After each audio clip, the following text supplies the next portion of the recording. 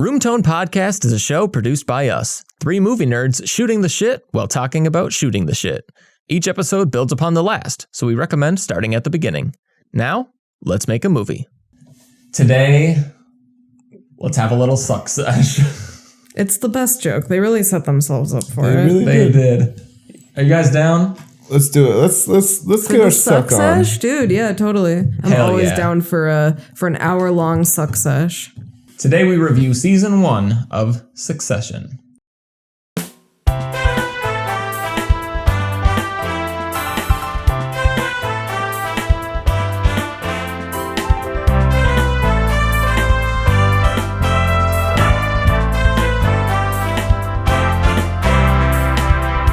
My name is Austin Swain. I'm an animator and video production specialist in commercial advertising. My name is Austin Arpeza. I'm an amateur filmmaker. My name is Maddie, and my Succession alter ego would definitely be Roman. So I guess, what is the relevance of us talking about Succession today? Mostly because we really enjoyed the show. Yeah, and the fourth season is on its way out. Yeah. And the first three are on HBO Max. And we thought we'd give you guys a little review on season 1. It's been a while since we've done a movie review. Yeah.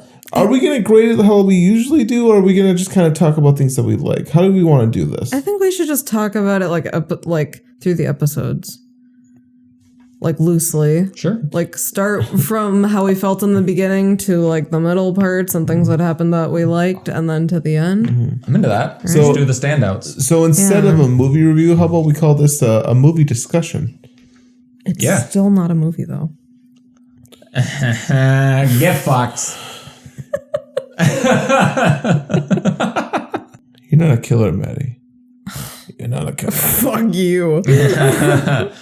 If There's one person you don't want to tell that to. To prove to me you're a killer. Kill Swain? No, I was going to say put it in his butt. What? Kill Swain? That's fucking... I told you I was ready, dude. We would recommend watching the first season of Succession before this. Yeah, or if you haven't seen the first season of Succession, this episode isn't for you. Yeah, it might not be for you, but yeah, I think let's just talk about the beginning of season 1 and just talk about what we liked about it. Well, I loved Roman offering to give that poor kid $1 million and then not giving it to him in front of his face. Yeah, that was a pretty strong tone setter of this show. Yeah, you definitely know what you're getting in for. That's fair. It's are these the worst possible people? Maybe. I stand by that it's always sunny if they had money and were smart. Well, they do have money, though. Always Sunny? Yeah. Frank? Well, okay, a different type of money. Frank is not Logan Roy. Hold on, but Frank is ruthless. He was in Vietnam. Yeah, but he had a sweatshop. And We're there in the 90s. and everything else about Frank Reynolds.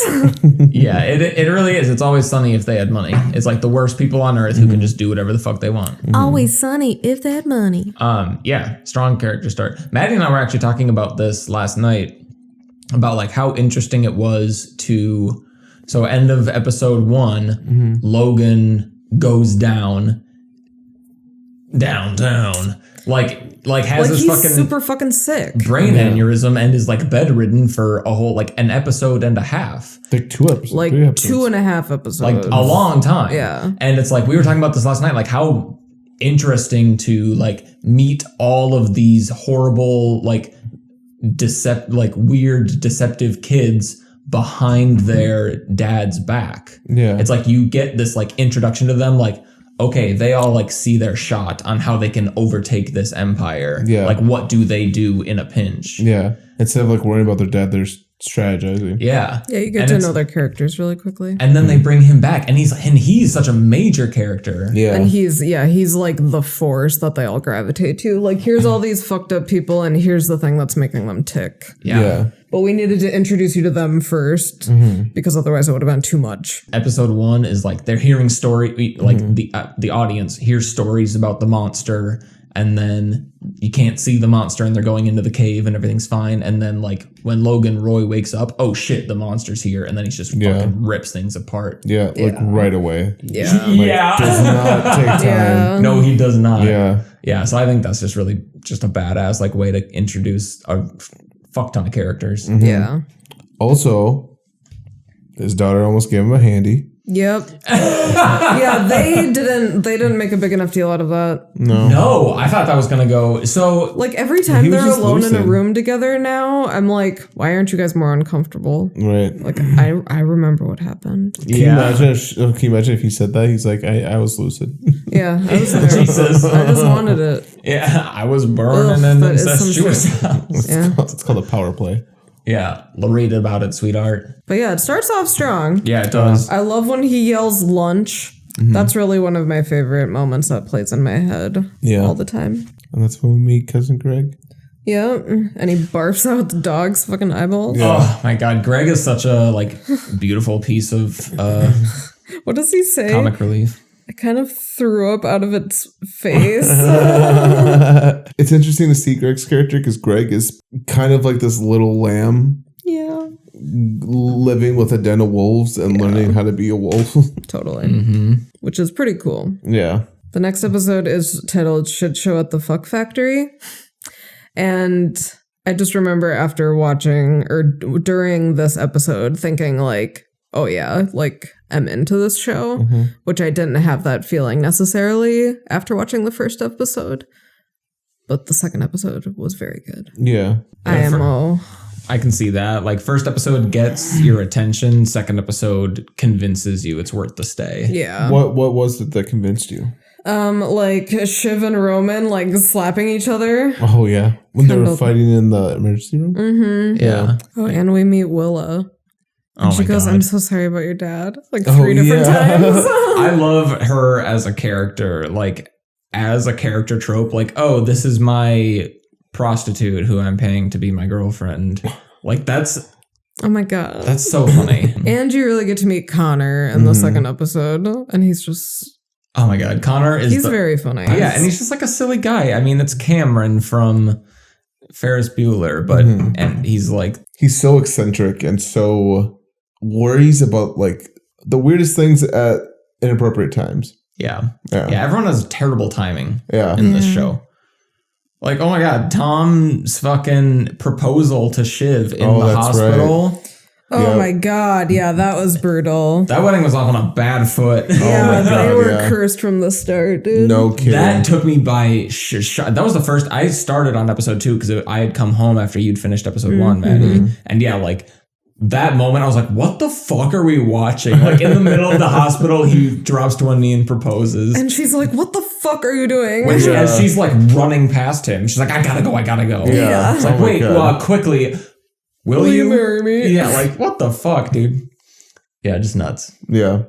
Let's jump to then, because we kind of already covered like Logan wakes up and blah blah blah. Yeah, Lifeboats is boring. Yeah.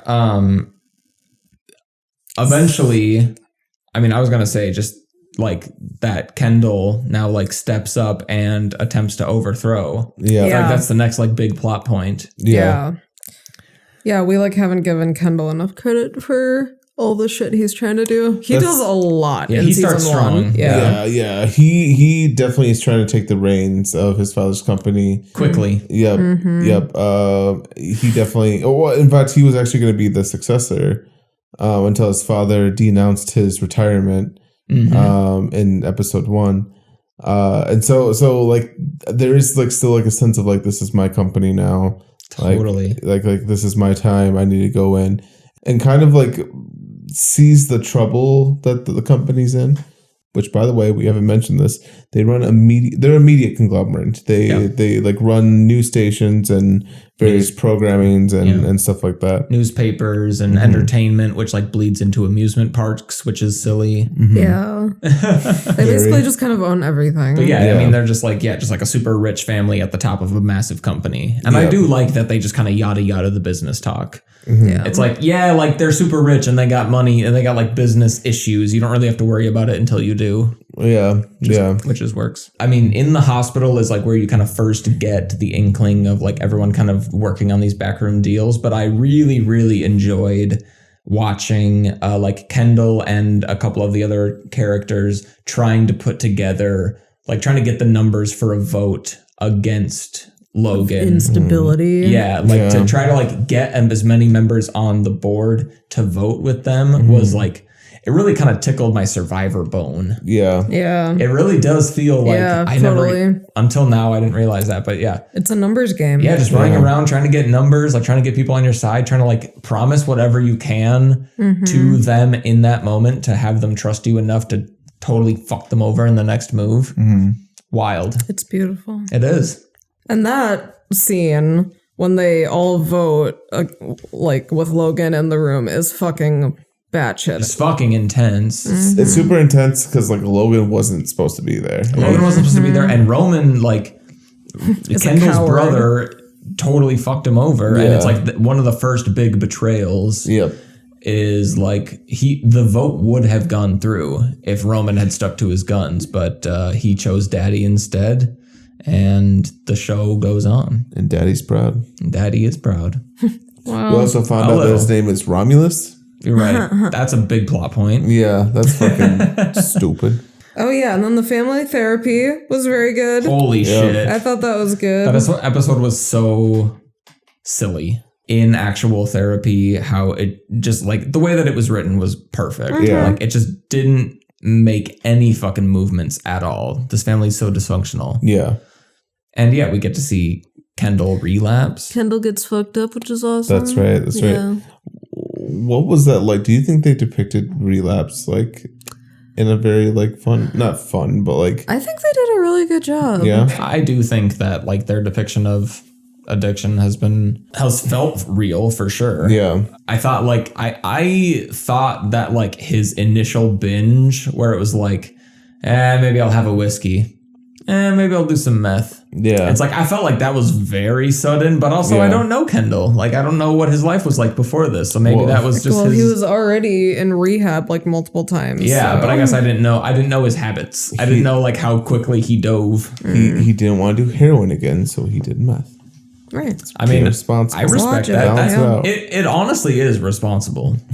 Yeah. Like if you know you're going to relapse and you know you don't want to like OD on heroin, meth is like the opposite of heroin.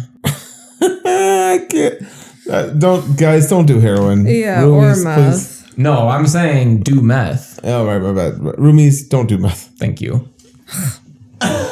And then they go to the bachelor party, and Tom Wamsgans swallows his own load. Oh, that's the talk of the town. My God. And it's a good swallowing time. loads left and right. That episode had us like rolling laughing. Yeah. Oh my So God. silly.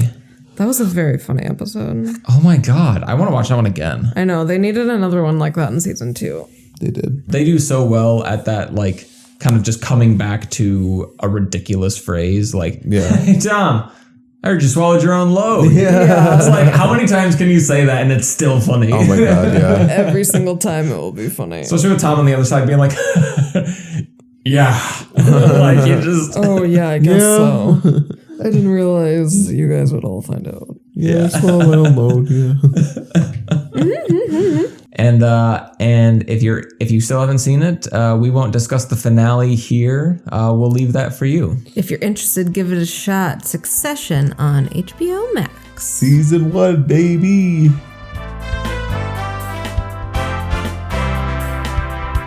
What is a short film that you would recommend to someone who says they don't watch short films? It would depend on like how interactive they want it to be. Which is like shut up about the Daniels. What a red flag. No, because that's like such a great short film. Like just imagine all the work that went into that. Like putting that together, stitching that together, making sure that the lines were delivered in such a specific way that they and timing, they had to match what was saying, because like you can like go to like each one and they're saying the same thing. It's just like in a different tone. And like to me, that's just like masterclass in filmmaking. Like that's insane. That's nuts. It's really cool. Yeah, true that. So the short film's called Possibilia, and it's an interactive short film. And the way they put it is a love story told throughout the multiverse. And it is by the Daniels, right? It is by the Daniels. Did this come out? Was this like one of their more recent things before Everything Everywhere All at Once? This was before Everything Everywhere All at Once. I love the Daniels so much in their like filmmaking because they pretty much say the same story.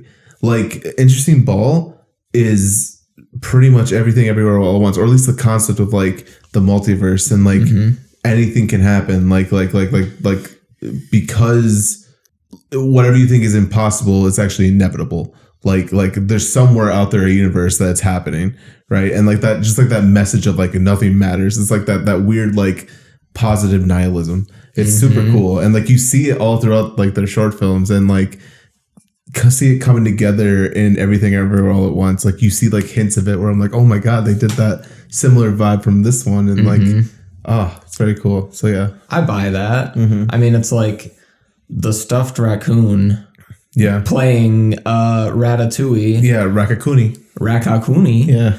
Like feels strange until you remember that they did a whole movie about a farting corpse. Exactly. So, I mean, it's not too far off. It's not too far off. And I mean, that's definitely a through line for them is like, nothing matters, so fuck it, let's have fun. Yeah, like and like that message is like in short is in Swiss Army Man, the film that you were just referencing. Like it's everywhere. It's so fun. All at once. Yeah. That's a good answer. That's a good answer. I respect that. Yeah. So that's what I would recommend. Anything by the Daniels, I guess. That's fair. What about you guys? I don't watch short films.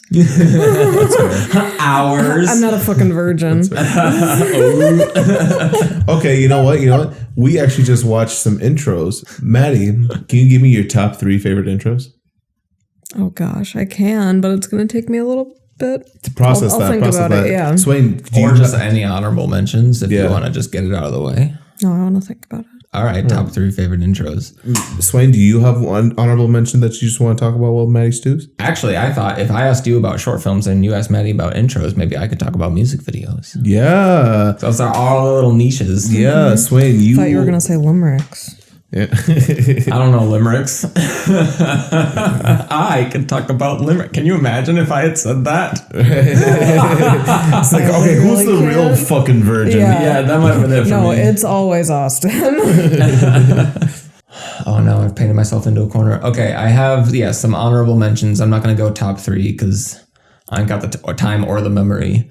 But some honorable mentions for me for music videos. The first one I want to throw out is Sober. By Donald Glover? By Childish Gambino. Oh, sorry, Childish Gambino. Yes. Very... Yeah, get it right, bitch. Childish Gambino. Actually... He got it from a name generator. Yeah. The Wu-Tang Clan. Which, now that I think about it, both of these music videos I love for the same reasons, but they're very different music videos. But Sober is just like Donald Glover, Childish Gambino in like a burger shop in the middle of the night, and it's just him and this girl, and he's just like trying to woo her with his music. Yeah. And like it's just so like bare bones and simple, but the camera work and the lighting and the sound design and Donald Glover himself, who's a fucking clown, oh my God, absolutely sell it. Yeah. And it's just really well done, but so simple. Yeah. My other honorable mention, for the very same reason, but a very different video, it's for Rainbow Kitten Surprise, and the song it's called Free Fall. And it's an animated music video, and it's hand-drawn, so it's frame-by-frame animation, and it's just so beautifully done. I will say that it just does a very good job of like juxtaposing very raw, rough, like sketchy animation and style with like smooth, beautiful, colorful animation style. And I just think it's, again, just like something very simple but shines in like its own and best ways, and just really well done. What do you look for in a music video? Like what like really, what's the hook? I think a music video should be relatable but surprising. I think most art should be. I think that's kind of the thing. Can you elaborate on that? I mean, I think art...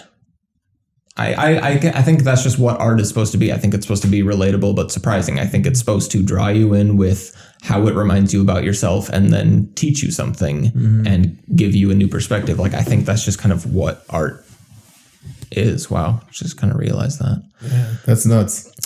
Wow. Hold on. Yeah. Swain, you just made a breakthrough here in my mind. I'm getting a nosebleed. Yeah, that's very true. I like how you put that. You just discovered art. Yeah. So, I mean, I think that's what I look for, I guess, like if it does that well, I think it appeals to me as art, I suppose. But I'd say for a music video, I mean, like taking that into full account. And I think music videos, like, I think their main kind of like kick is that they pick a style and they run with it. And it's kind of like matching up like a style with a song and like with a musical feel. So if it's like animated or if it's, like crazy camera move, like programmed camera movements, or if it's like found footage, like kind of taking that like genre, that style of video and kind of and matching it up with the tone of the song, I think is one of the best things that a music video can do for itself. Yeah. I love that. That was long-winded. Long-winded, but I love how much you've put into that, that logic, that thinking, in terms of like even like your own music videos. Thank you. Yeah, it's weird. I mean, there's so much out there. Not to keep, ramming my thumb up your ass, but like just I think you do good work and I appreciate your art. Thanks, homie. Yeah. Yeah, we'll share our links to all these videos. This is fun. Mm-hmm. Maddie, do you have your intros? I have honorable mentions because I'm still deciding. Let's hear it. Malcolm in the Middle. I respect that. Snaps. I respect that. Yeah. That's a classic. Absolutely. Yeah. Also iconic. Exactly. Yeah. And fits in with what you're saying, where it's basically a music video. Mm-hmm. Same with the Yellow Jackets one. I love the Yellow Jackets one. Absolutely. But yeah, so honorable mention, Malcolm in the Middle, and Soul Eater. Soul Eater is really good. The first intro, before they changed it. Yeah. Dude. Oh my gosh, what a bop. Yeah. And it's just so awesome. Like, it's so badass. Yeah. Yeah. You mentioned Yellow Jackets. Is that also in the honorable mentions? Sure, that can be an honorable mention. Yeah. You seem very hesitant about that. Or not hesitant, but more like indifferent. I feel like a lot of the choices that come to mind as my favorite intros are mostly because of a nostalgia factor, which I don't think is fair to add on. Because obviously, I don't know. I feel like that, like the nostalgia factor, like is like it was so good that it became nostalgic. No, because I mean, obviously the intro to Succession is better than the intro to Scooby Doo. You know what I mean? Hold on. Stop it. But I didn't see one happy dog in that. True. Yeah. But you know what I mean? Yeah. It's a bias type of thing. So I'm trying to think like the actual like best ones, like Severance, like something that's very awesome, or Yellow Jackets. I think Yellow Jackets would probably be on my list. Or X-Files. X-Files is great. See what I mean? Such a silly intro. Yeah, so it's tricky. Yeah, Soul Eater, honorable mention. Malcolm in the Middle, honorable mention. Respect. I have two more honorable mentions too for music videos. Let's and you can come in with short films. Right. But I just want to throw out two music videos that are just totally shocking in like the way that they were created. One is a 24-hour time lapse on a rooftop where they had to like line up the lip syncing and the choreography and all kinds of shit with the song to do a 24-hour time lapse, and the poor people who had to stand on a roof for 24 hours. So that one's cool. And another one, but that one's kind of cool just because it's that. Yeah, I mean, it's not like an interesting music video. Basically, just kind of cool that they did that, and people probably may not have heard of it. The music video is called "Hearts" by Dan Black featuring Kellis. Honorable mention music video, Bury a Friend by Billie Eilish. Fuck yeah. Shit changed my life. Who likes stereograms? Oh my god, fuck yeah. What's a stereogram? Oh. Stereograms are like making your brain trip out. Yeah, they're optical psychedelics. Yeah, it's like an optical illusion. Oh. Have you seen the Magic Eye books from like the 90s and 80s? No. You know I don't know how to read. That's the thing. These books you don't have to read. What? It's like you basically look at an image. Yeah. And the image is just like a garbled mess of Seen these? shapes. Oh, those things? Yeah. Can you do it? Yeah. Oh, that's what it is then. You're not stoked. Dude, I was fucking stoked. Do you like it? Do you like so now I'll ask again. Who likes stereograms? I think they are fun. They are very, very fun. Yeah, and Maddie's got her hand up. Yeah, and I do. They can't hear your hand. It's like the kind of crazy pattern, and if you unfocus your eyes, like a 3D image appears, basically. There is a music video where every frame is a stereogram. It's an animated stereogram. Will it give you a headache? Yes. Is it badass? Yes. Pretty cool. I'd watch it. Yeah, so I'll link both of those. That one is called Black is Good by Young Rival. It's an airplane. Yeah. It's a soccer ball. Do you have any other honorable mentions for short films that you like? It's a crab.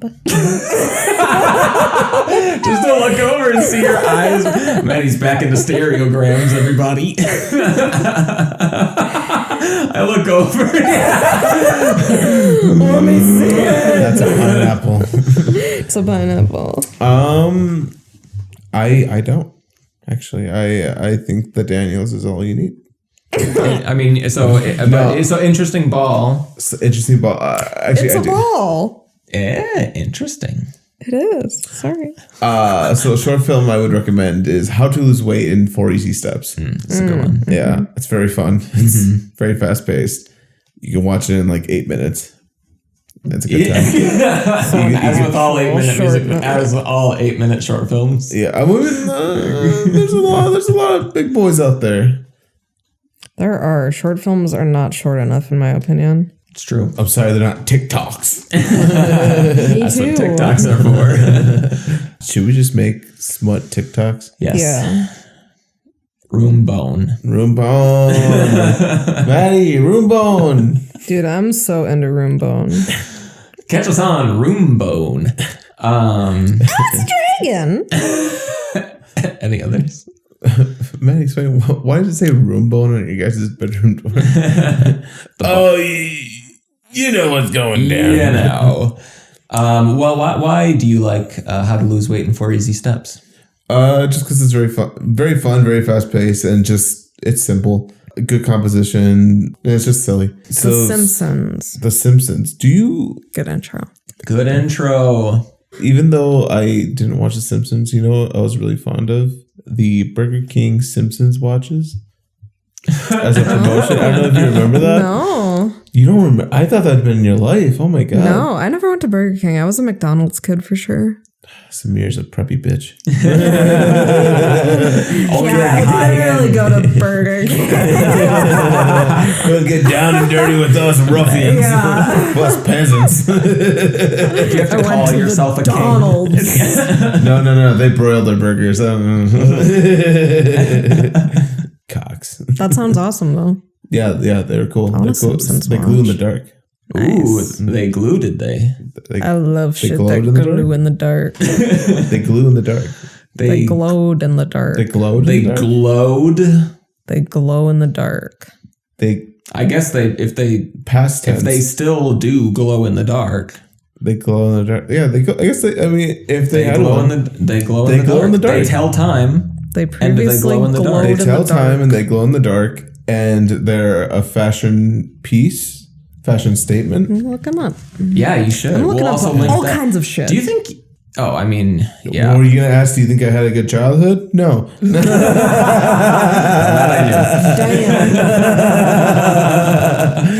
Yo, dog, we're just trying to make a movie. Yeah, that's not what I was gonna say. Yeah, what was this? Yeah, what's going on, man? No. Simpsons Burger King watch. Oh, what I was gonna ask is if you could like buy these. Like the Simpsons Burger King watch, and the answer is like yes, but you gotta be the highest bidder, don't you? Yeah, I'm not positive. They're on eBay. Oh, yeah, how much? Everything's on eBay. Yeah. Oh my gosh, it is cute. Oh, does it not actually work? Oh, it does work. should. Oh, okay. Does it just like nice. hold French fries? It's a digital. I No, wish. it's digital. That's my kind of watch. All right. You can get the set of 4 for $45. That's not bad. Yo, we could all have one. We can have ankle monitors. What? What do they look like? I want to see. Do you guys want to You hear? better link this too. Look at that. That's nice.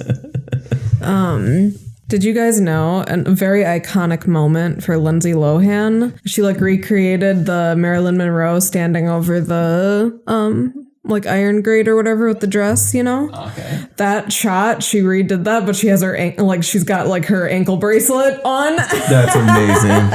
And that's super fucking iconic. Yeah, Wow, it is. I love that. Damn, go Lindsay Lohan. Yeah. I think she's making a swing. She's making a comeback, dude. Yeah.